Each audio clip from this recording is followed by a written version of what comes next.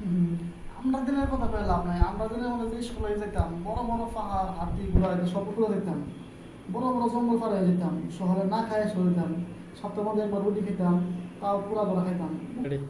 আমরার জীবনটা বাপ তো সোজা আছে না, বহুত কষ্ট করে দিন গেছে।